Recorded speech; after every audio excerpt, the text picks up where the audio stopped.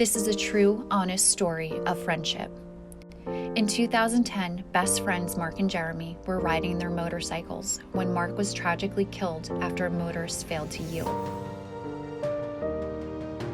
7 weeks later, the unthinkable happened when Jeremy lost his life after a tractor pulled out in front of him.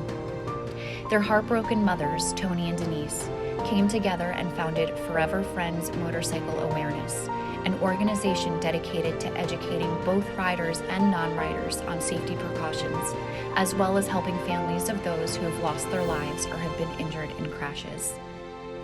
Each year in October, hundreds come together in celebration of Mark and Jeremy's lives and to raise awareness about motorcycle safety.